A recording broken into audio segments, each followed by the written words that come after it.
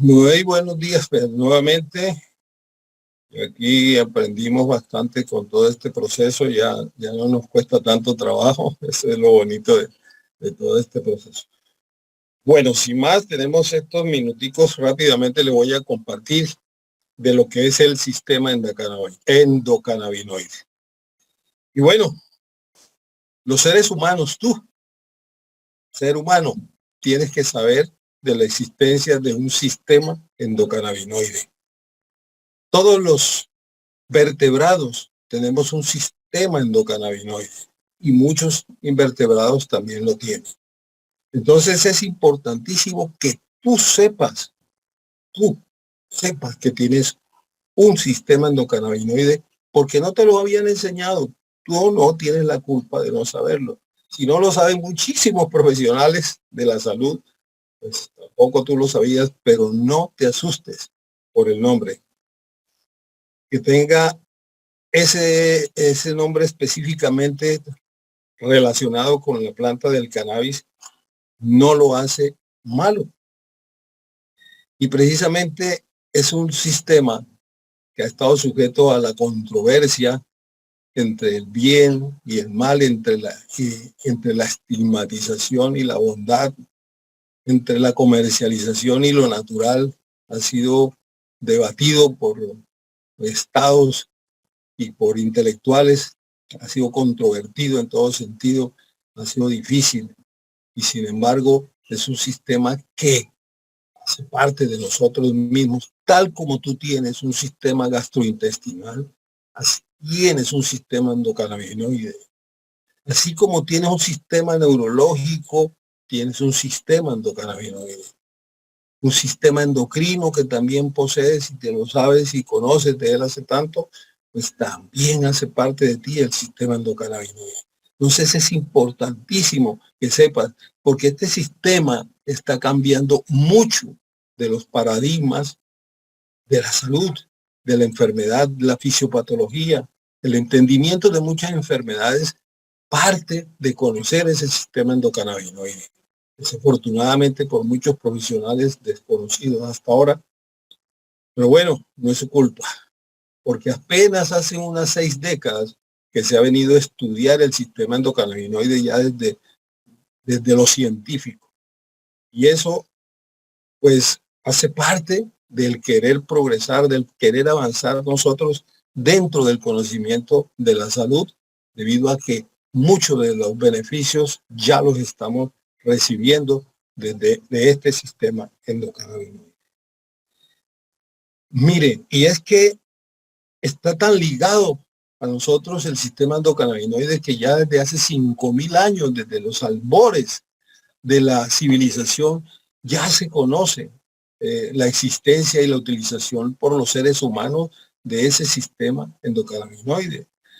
Fue conocido, se ha visto, se ha estudiado en algunos hallazgos arqueológicos en China e India, incluso entre los egipcios, donde fue utilizado para fines espirituales y medicinales.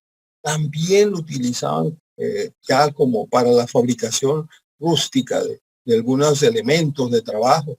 Entonces, tiene historia. Incluso los romanos lo utilizaron recreativamente y medicinalmente. Entonces, viene bien ligado a la evolución del ser humano, a la ciencia, a los progresos, a la industrialización inclusive, porque durante muchos siglos se convirtió en uno de los elementos fundamentales. La planta del cannabis se utilizó muchísimo y entonces ese sistema endocannabinoide, imagínate, viene a ser estudiado desde la raíz, desde la base, desde la naturaleza.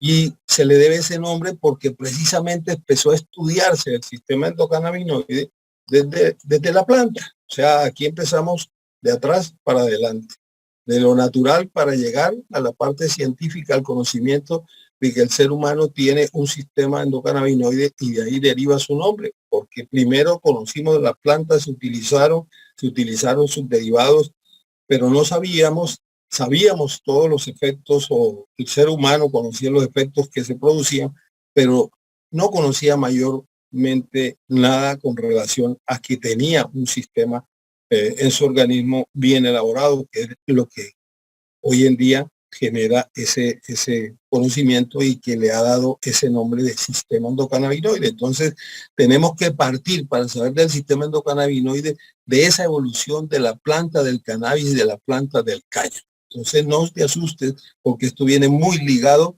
al ser humano y a la historia del ser humano. En los siglos pasados fue, como les decía, muy utilizado y fue una herramienta fundamental incluso para el expandimiento del mismo ser humano, de la historia humana. La colonización de América incluso se debe mucho en parte a la utilización de la planta del cáñamo, del cannabis. En aquella época se elaboraban telas, las velas, los amarres de las embarcaciones, y muchas de estas sustancias, de estos elementos, eran elaborados a partir de las plantas del cannabis y del cáñamo, que son un par de plantas hermanas. Pero esto poco a poco pues se ha ido desplazando por la madera, por el algodón, la aparición de la petroquímica. Todo eso fue desplazando la utilización de la planta del cannabis. Pero incluso mira que en el siglo XIX el cannabis fue aceptado sin ninguna restricción como fármaco en Europa. La utilizaron durante varios siglos, hasta mediados del siglo XIX, XVIII, XIX, fue utilizada la planta del cannabis como tal. Pero vino toda esa época industrial, como les digo, que fue desplazando la utilización del cannabis, y a finales de ese siglo, ya con la aparición de la farmacopea, la industria farmacológica, aparecen de la aspirina, el hidrato de cloral, los barbitúricos, en la utilización de manejo de dolor. Y como ya esto pues hacía parte de una gran industria, que es la farmacéutica, pues desplazó el tema de la utilización de los derivados del cannabis, debido a que la dosificación digamos, la dificultad para dar dosis exactas del cannabis fue dispendiosa. Entonces fue siendo desplazado por sustancias que también tenían origen natural, como es la aspirina y los barbitúricos. Por ejemplo, la aspirina, pues sabemos nosotros que el ácido acetil salicílico se saca de la planta del sauce, pero que también después se sintetizó a partir de la petroquímica. Entonces, eso hizo que la planta del cannabis fuera cayendo en desgracia, y la utilización desde la farmacopea también. Ya por allá en el siglo XX empieza la guerra y la estigmatización de la planta del cannabis. Por allá a mediados de los años 60 empezó un ataque frontal, y en esto tienen que ver algunos gobiernos, las industrias, los intereses de muchas industrias. Y en la Convención Única de Drogas de la ONU se prohíbe el uso mundial del cannabis, y con una anotación muy especial, abro comillas, sin justificación para utilidad médica, y se le considera como sustancia particularmente peligrosa. Miren esa anotación que le hicieron a la planta del cannabis. Es decir, había que desterrarla de la faz de la tierra, por lo visto. Y muchos de los trabajos que se financiaron en esa época iban destinados a que los médicos y los científicos, los químicos, encontraran razones valederas para ayudar a desterrar la planta del cannabis. Pero muchas veces la ciencia se opone a todas estas cosas, y es así como aparece en Israel el doctor Rafael Mechoulam y su grupo, junto con el doctor Gaoni, en la Universidad de Jerusalén, y ellos empiezan a estudiar y aíslan por primera vez el CBD, y un año después el THC. El CBD es el cannabidiol, uno de los componentes, de los más de 200 componentes que tiene cannabinoides que tiene la planta del cannabis, y el THC, que es otro de los componentes, pero este THC, ya saben, es el al que se le dan los efectos psicoactivos, al que se le deben los efectos psicoactivos. Entonces esto fue de gran importancia porque el doctor Mechulán, no convencido de lo malévolo de la planta, empezó a estudiar las bondades del CBD y del THC aisladamente. Empezaron con los animalitos y encontró después que servía también para controlar en algunos pacientes dificultades que había en aquella época, como la epilepsia refractaria, y hizo un estudio en más o menos unos 20 y pico pacientes en Brasil y demostró que podía controlar casos de epilepsia refractaria, y empezó ahí ya como a motivar algo que pudiera entrar en esa controversia de la estigmatización de la planta del cannabis. Entonces por ahí empieza en esa década del 60 a haber ya ciertos movimientos positivos que podían beneficiar al ser humano. En esa época también ellos, el doctor Mechulán y su equipo, descubren los receptores cannabinoides, el receptor CB1 y después el receptor CB2. Descubren su conformación molecular y la ubicación en la membrana celular ligada a la proteína G. Eso poco a poco fueron ellos trabajando y armando este rompecabezas que era para ellos muy importante. Después se fue ubicando esto, ya esta gráfica de la derecha, pues es ya mucho más evolucionada, no es de la época. Todavía ellos no habían ubicado los receptores específicamente en cada órgano, pero ya se iban conociendo mucho más y sabían, hombre, que habían unos receptores específicos donde estaba actuando las sustancias que ellos estaban estudiando, tanto el THC como el CBD, entre otros, y seguían también apareciendo nuevas sustancias como el CBN, CBG, en fin, todas esas componentes de más de 200 que hay en la planta del cannabis, y ahí fue progresando todo ese estudio del sistema endocannabinoide. Ellos no sabían a dónde iba a llevar, a dónde iban a llegar, pero poco a poco entendieron que si había un producto, una sustancia que estaba actuando sobre unos receptores, pues tenía que existir también un ligando que lo produjera el mismo organismo. ¿Cómo así que si nosotros aplicamos THC o CBD, el ser humano actúa de esta o esta otra forma? Debe haber algo que el propio organismo lo produzca y que el déficit de esas sustancias sea el que produce X o Y enfermedad. Y si había control de algunas convulsiones, algo tiene que estar fallando para que ese sistema, con la utilización de fitocannabinoides o de sustancias extrañas funcione. Y es ahí donde se enfocan a buscar ese ligando o esa sustancia que debería producir el propio organismo.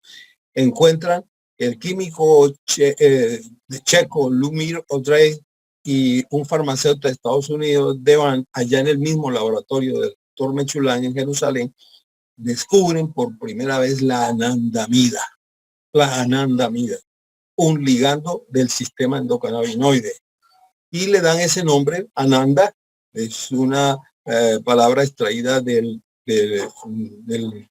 sánscrito, que significa beatitud interior, portador de paz interna, porque veían que el efecto en los animalitos era de tranquilidad, los mantenía bien, igual después las pruebas en el ser humano. Entonces eso encontraron ellos con respecto a la anandamida, y amida pues por el componente químico. Entonces, ese fue el primer ligando que descubren ellos, y posteriormente, para la misma época de los 90, descubren un segundo ligando que es el 2-araquidonoilglicerol o 2-AG. Y este lo relacionan con la producción de elementos antiinflamatorios, de la ACTH y de los glucocorticoides. Entonces, miren cómo esto se va armando de una manera bien bonita. Y bueno, ya tenían dos elementos, ya tenían pues unos receptores y ya encontraron unos ligandos. Ahora había que encontrar qué enzimas interactuaban o qué enzimas estaban trabajando sobre ese sistema endocannabinoide y encuentran que para la anandamida encuentran la aminohidroxilasa de ácidos grasos, la FAH. Esta enzima es capaz de regular, de modular la producción de la anandamida. Entonces, hombre, ahí se va armando todo esto. Y si existía una enzima que regulaba la anandamida, pues vamos a buscar si es la misma o es otra la que regula la producción de ácido araquidinoidglicerol o 2-AG y encuentran la monoacilglicerol lipasa. Se armó completamente ya. Entonces, mire, casi 30 años, 30, 40 años armando este hermoso rompecabezas. Esto ha sido muy bonito. Entonces, aquí más o menos le bosquejo yo ese sistema endocannabinoide, cómo se conformó entre las décadas de los 60, 90, con unos receptores, unos ligandos y unas enzimas. Esto para que vean ustedes que en este proyecto, en este proceso que tenemos nosotros, hay ciencia, y que esto es obligación. Yo como médico anestesiólogo me veo obligado, ya que la he estado estudiando, leyendo, aprendiendo sobre el tema, pues me veo obligado a que lo sepa todo el mundo, porque esto debe conocerse. Y es tan controvertido porque algunos profesionales de la salud hasta se enfadan, ¿no? Todavía hay gente que no le gusta el tema, pero bueno, no peleamos con ellos. Yo considero que persona o profesional de la salud que se niegue a conocer del sistema endocannabinoide se está negando a estudiar medicina, está estudiando a aprender de su propio cuerpo. Entonces, esto es importante que ya la academia, las universidades lo estén enseñando porque si no estamos graves. Ya para esta época de los 90 para acá, 2000, ya tenemos entonces nosotros una distribución en nuestro organismo del sistema endocannabinoide. Ya se sabe que los receptores CB1 tienen una ubicación mucho más abundante a nivel del sistema nervioso central, aunque también está en la periferia, y los receptores CB2 son más periféricos y están muy ligados al sistema inmunológico y de defensa. Y todo esto va armando todavía mejor el rompecabezas. Esto nos muestra que prácticamente no hay célula en nuestro organismo que no tenga receptores en su estructura, en su membrana celular y en su núcleo, porque también hay receptores nucleares específicos. Ahorita les hablo un poquito de eso.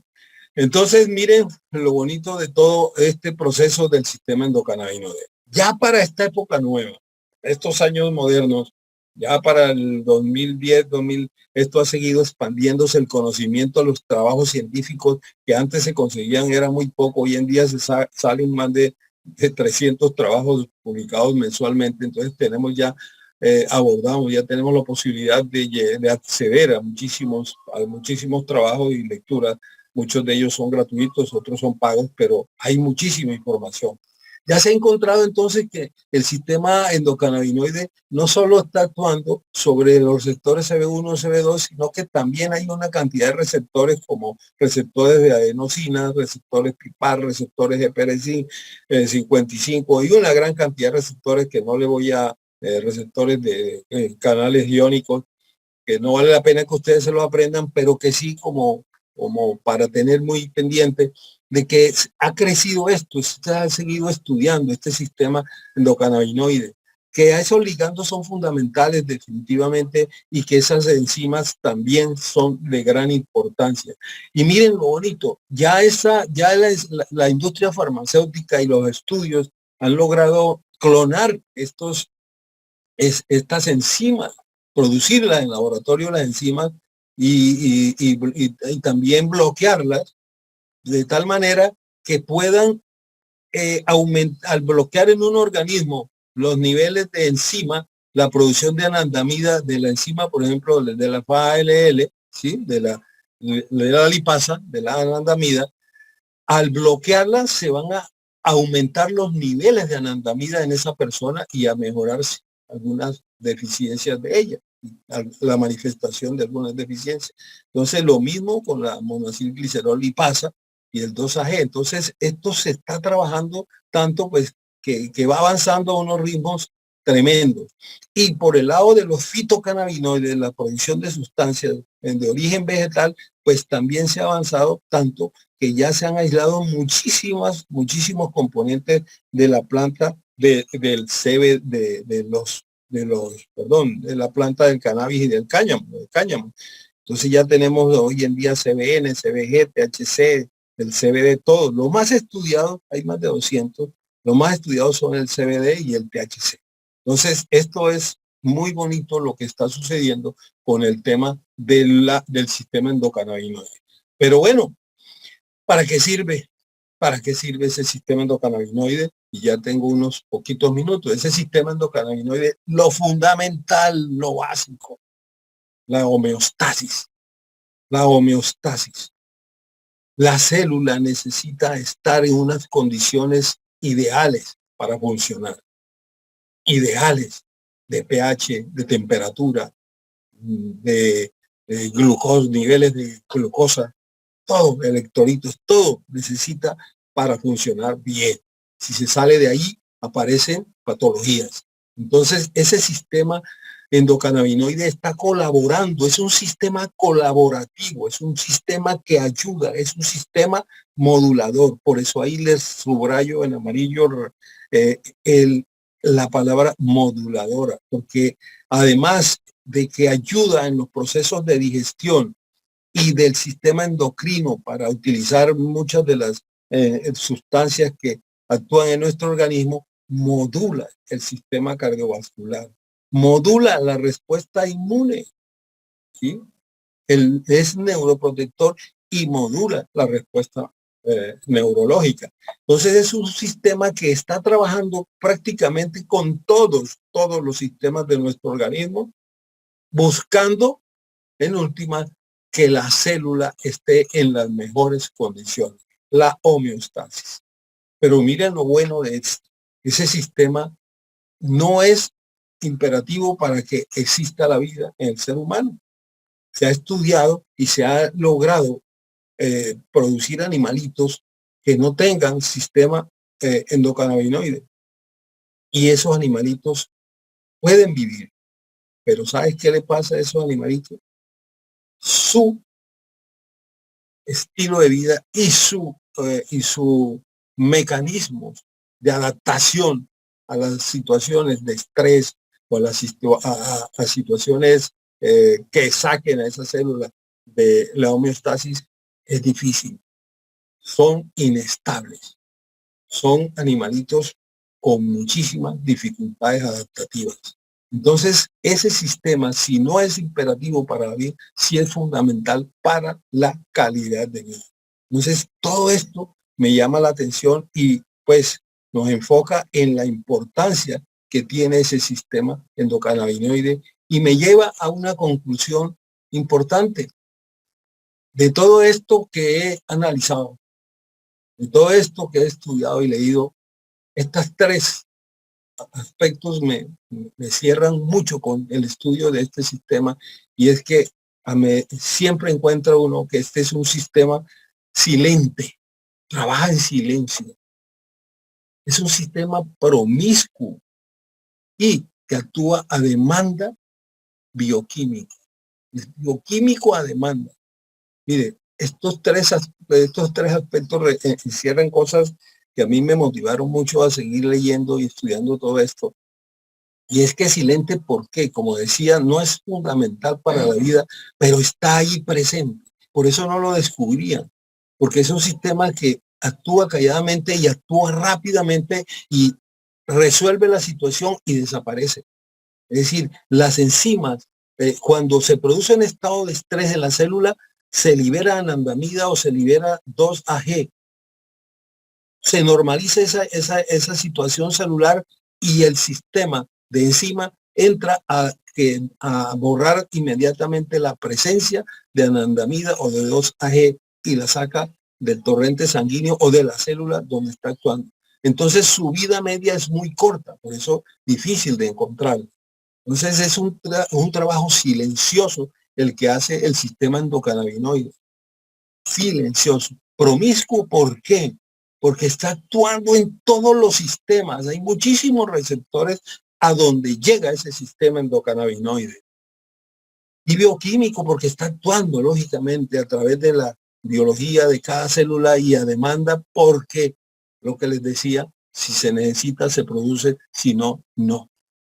Y para cerrar algo ya al final, y algo que decimos nosotros aquí, utilizar el CBD, que es una de las sustancias que actúa para suplir la deficiencia específica de alguna de estas sustancias, anandamida o 2-AG, en nuestro organismo, es importantísimo. Y aquí viene la recomendación de este producto, el CBD cannabidiol, específicamente, que es una de las sustancias que yo personalmente utilizo en mi salud y en la salud de mi familia para recuperar, porque con el tiempo nosotros venimos perdiendo esos niveles de anandamida y 2-AG, o dadas situaciones específicas de estrés, de enfermedad, esa producción nuestra puede decaer, puede caerse, y es ahí donde nosotros podemos suplir a través de sustancias nutracéuticas como el CBD cannabidiol, que va a ayudar a que podamos actuar sobre ese sistema promiscuo donde está fallando nuestro organismo, en el caso del estrés, en caso de ansiedad, ¿sí? En caso de dolor, va a actuar. Ahí está el CBD supliendo esa necesidad o esa pérdida o esa deficiencia de los endocannabinoides que nosotros deberíamos producir. Es una ayuda que le estamos dando a través de esto. Y es ahí donde ha trabajado todo este grupo del doctor Mechumán para mostrarnos las bondades del estudio de los fitocannabinoides y del cannabis y de la planta del cáñamo, cómo puede beneficiar al ser humano y quitarle ese estigma con el que se ha venido marcando. Ahí es donde podemos nosotros decirle a mucha gente que la utilización del CBD puede ayudar inclusive en la adicción, a mejorar, a cambiar el apetito, a controlar el vómito, porque actúa a nivel del sistema nervioso central, actúa desde allá, es modulador. En nuestro sistema nervioso central nosotros producimos una cantidad de hormonas que empiezan a fallar y a hacer las causantes, por ejemplo, de trastornos de movimiento, en la epilepsia, en el Parkinson, y nosotros podemos ayudar a regularla. En la misma ansiedad, en el pánico, nuestro sistema nervioso a nivel del cerebro medio empieza a fallar, empieza a detectarse déficit del GABA, que es un neurotransmisor importante, de la dopamina, de la serotonina, y allí empieza nuestro CBD a ayudarnos a mantener unos niveles adecuados para contrarrestar la ansiedad y la adicción, por ejemplo, y a mejorar un poco en la movilidad de la persona. Y si vamos a ayudar en temas de dolor de proceso inflamatorio, ni se diga, porque estamos ayudando a través del CBD, los receptores CB2, que es donde tenemos nosotros niveles adecuados, inadecuados en ese momento del 2-AG. Entonces estamos también favoreciendo receptores CB2. Entonces aquí tenemos nosotros con este sistema endocannabinoide y la suplencia de fitocannabinoides como el CBD en este caso, pues con eso estamos ayudando nosotros a mejorar muchas patologías que están a diario afectándonos. Dolor crónico, yo trabajo mucho con el tema de dolor crónico en pacienticos con artrosis, en pacienticos con fibromialgia, en migraña. En todos esos pacientes hay un trastorno de ese sistema endocannabinoide que podemos nosotros mejorar o paliar utilizando el CBD. Hoy en día en nuestra empresa tenemos de Incilis, tenemos estos productos, el Ultracel tópico y el Ultracel gotas. Estas goticas, unas goticas sublinguales, todas las mañanas 5 goticas sublinguales para mí son benditas, y 5 goticas en la noche es suficiente. Como les decía, menos es más, siempre comenzar con pocas gotas y darle tiempo a que vayan actuando, porque ellas van encontrando, cada persona tiene un nivel propio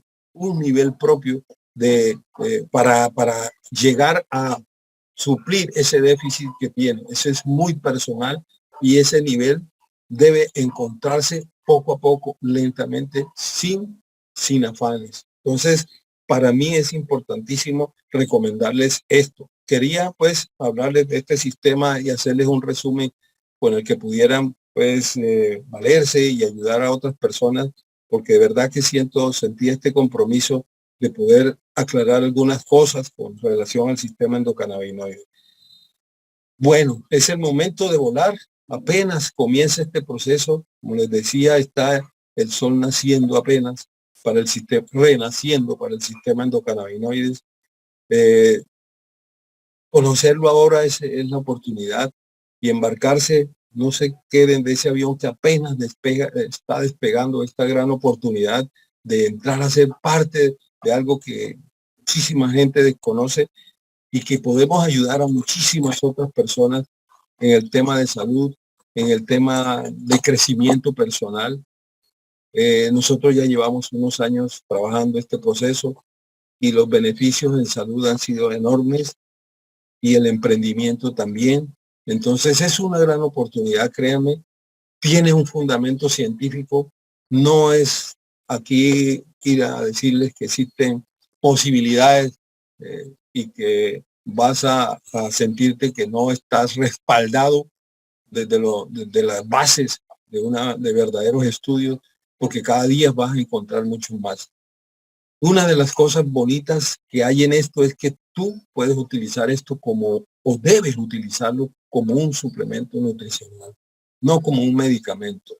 Nunca suspendas los medicamentos que las personas están tomando y prometer alivios momentáneos o alivios, digamos, instantáneos, más bien, porque no es así como actúa el cannabis medicinal, el CBD, el cannabidiol.